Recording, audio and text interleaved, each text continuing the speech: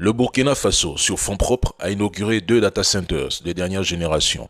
À l'échelle mondiale, on dénombre plus de 11 800 data centers. Plus de 5 400 sont situés aux États-Unis, soit 40 à 45% du total mondial. L'Europe en concentre environ 22%, suivi de la région Asie-Pacifique avec 18 à 20%. L'Afrique, elle, ne compte que 243 data centers, soit moins de 2% du total mondial, malgré une population de 1,4 milliard d'habitants. Mais vous critiquez le Burkina.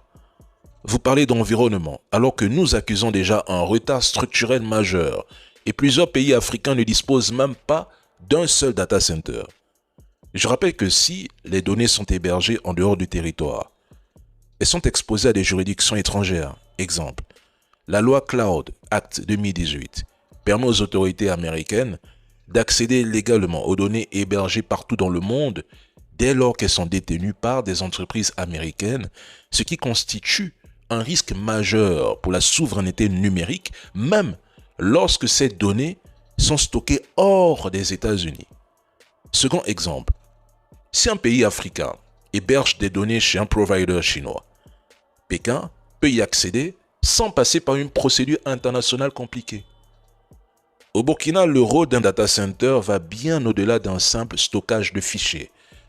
C'est un outil stratégique pour le fonctionnement moderne d'un pays. Un data center national, c'est un pilier de la souveraineté moderne.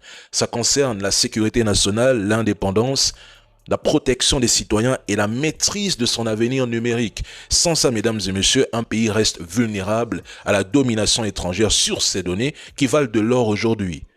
Le data center, c'est la matérialisation physique et technique de la triade CIA pour un pays entier. Pour ceux qui s'y connaissent en informatique, vous savez que les 3 piliers de la sécurité informatique, la triade CIA, sont la confidentialité, l'intégrité et la disponibilité.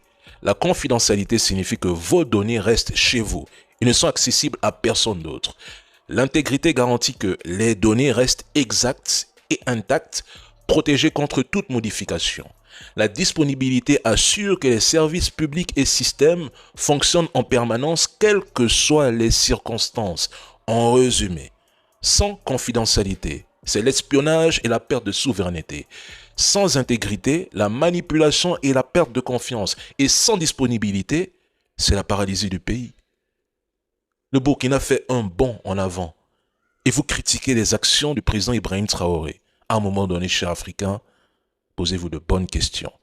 Bravo Burkina, l'avenir est dans le numérique. C'est un fait, c'est déjà acté. On ne peut rien y faire. See you.